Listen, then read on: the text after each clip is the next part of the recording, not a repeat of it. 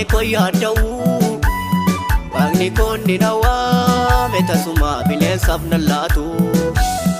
Badiisa koo eegaa dinni koo iddoon dhumaa taa'ee Jireenyi koo dhiigaa Kiristoosiin anaan mallattaa'ee Dhiigaa mallattaa'ee lubbuun koo Dhiigaa mallattaa'ee Dhiigaa mallattaa'ee lubbuun koo Dhiigaa mallattaa'ee Dhiigaa mallattaa'ee lubbuun koo Dhiigaa mallattaa'ee Dhiigaa mallattaa'ee lubbuun koo Dhiigaa mallattaa'ee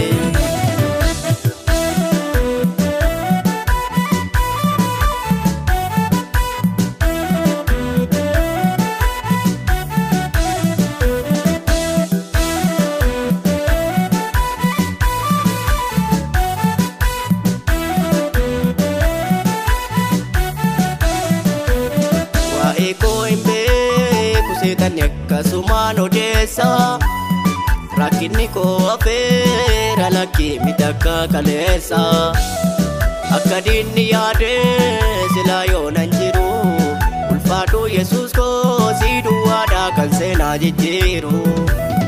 Dhiigaa mallattaa'ee lubbuun koo Dhiigaa mallattaa'ee Dhiigaa mallattaa'ee lubbuun koo Dhiigaa mallattaa'ee Dhiigaa mallattaa'ee lubbuun koo Dhiigaa mallattaa'ee Dhiigaa mallattaa'ee lubbuun koo Dhiigaa mallattaa'ee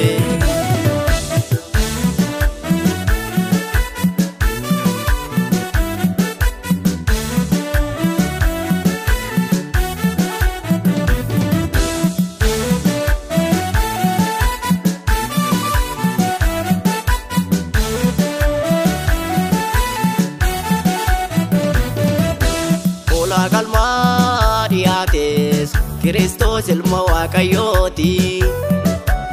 akkasumatti na jaalate innoo hin fedhumeeti Kiristoos ilma Waaqaa tola aarsaa ta'een ni dhiyaate ofii fannoo irratti ol ba'eetu anaaf immoo birmaduu laate Dhiigaa mallattaa'ee lubbuun koo Dhiigaa mallattaa'ee Dhiigaa mallattaa'ee lubbuun koo Dhiigaa mallattaa'ee Dhiigaa mallattaa'ee lubbuun koo Dhiigaa mallattaa'ee Dhiigaa mallattaa'ee lubbuun koo Dhiigaa mallattaa'ee Dhiigaa mallattaa'ee lubbuun koo Dhiigaa mallattaa'ee Dhiigaa mallattaa'ee lubbuun koo Dhiigaa mallattaa'ee